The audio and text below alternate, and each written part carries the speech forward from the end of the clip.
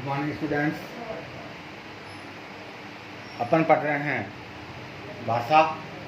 मैंने आपको बताया था कि भाषा किसे कहते हैं कि जिस साधन के द्वारा हम बोलकर या लिखकर अपने मन की बात दूसरों को समझा सकें तथा दूसरों की बात को सुनकर या पढ़कर समझ सकें, उसे हम क्या कहते हैं? भाषा कहते हैं। आज का जो अपना टॉपिक है वह है भाषा के रूप। भाषा के रूप। तो भाषा के दो रूप होते हैं। भाषा के दो रूप होते हैं। पहला है मौखिक भाषा। पहला कौन सा है? मौखिक भाषा। और दूसरा है अपना लिखित भाषा। दूसरा कौन सा? अपना लिखित भाषा। पहला है अपना मौखिक भाषा, दूसरा है अपना लिखित भाषा। तो मौखिक भाषा, यहाँ अपना क्वेश्चन बनता है कि मौखिक भाषा किसे कहते हैं? भाषा किसे कहते हैं? तो आंसर क्या हो जाएगा? देखो कि बोलने व सुनने के माध्यम से, बोलने व सुनने के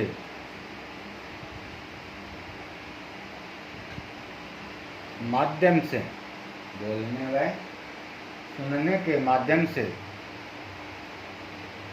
जो भाव या विचार हम तक पहुंचते हैं, हम तक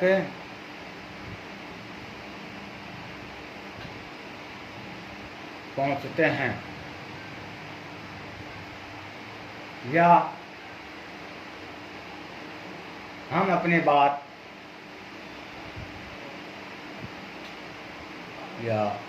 अपनी बात दूसरों तक पहुंचाते हैं,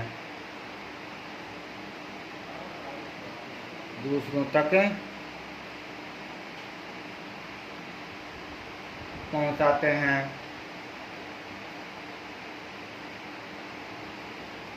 दूसरों तक पहुंचाते हैं, मौखिक भाषा कहते हैं। इसे मौखिक भाषा कहते हैं। भाषा कहते हैं। जैसे भाषण देता हुआ नेता, भाषण देता हुआ नेता, फोन पर बात करते हुए बच्चे आदि। तो इस प्रकार आपने देखा कि मौखिक भाषा किसे कहते हैं? कि बोलने व सुनने के माध्यम से, जैसे बोला और सुना, तो बोलने व सुनने के माध्यम से जो भाव या विचार, पर बोलना व सुनना, क्या बोला उसने और हमने क्या सुना, उससे जो भाव या विचार हम तक पहुंचते हैं और हम अपनी बात दूसरों तक पहुंचाते हैं। यह हम अपनी बात क्या करते हैं? दूसरों तक पहुंचाते हैं। उसे हम क्या कहते हैं? मौखिक भाषा कहते हैं। जैसे आपने देखा होगा, नेता भाषण देता है। नेता भाषण देता है, नहीं देता?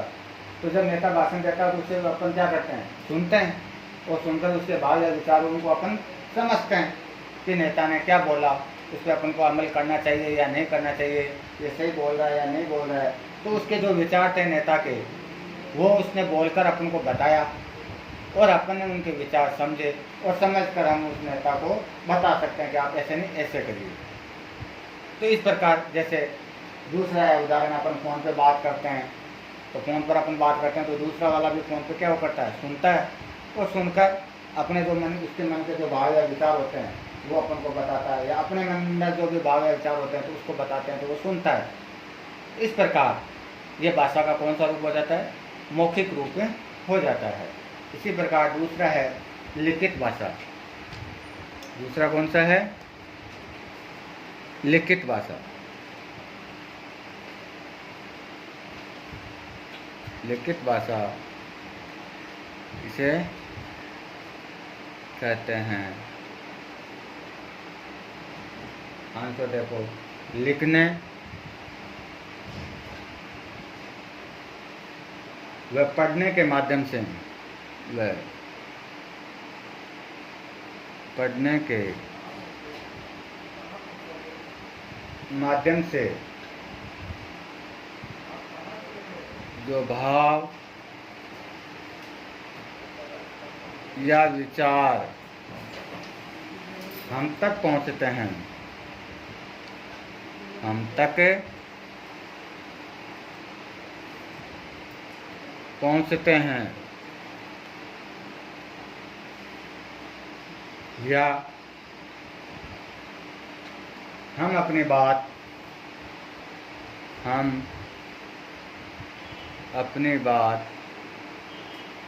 दूसरों तक पहुंचाते हैं।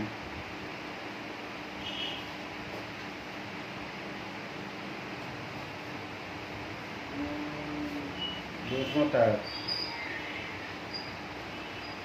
पहुंचाते हैं। लिखित भाषा उसे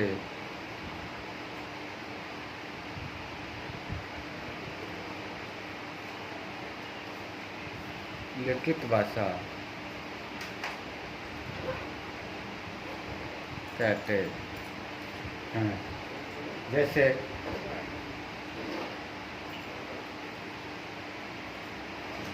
पत्र लिखता व्यक्ति, पत्थर लिखता व्यक्ति या नोटबुक में लिखता हुआ लड़का, या तो पत्र लिखता हुआ व्यक्ति या नोटबुक में लिखता हुआ लड़का। तो इस प्रकार देखो, लिखित भाषा क्या हुआ? लिखने व पढ़ने के माध्यम से। भाई लिखना और पढ़ना, लिखना व पढ़ना। तो लिखने व पढ़ने के माध्यम से जो भाव या विचार हम तक पहुंचते हैं, यह हम अपनी बात दूसरों तक पहुंचाते हैं। हम अपनी बात दूसरों तक कैसे पहुंचाएंगे? लिख कर ही पहुंचाएंगे। तो उसे हम क्या कहते हैं?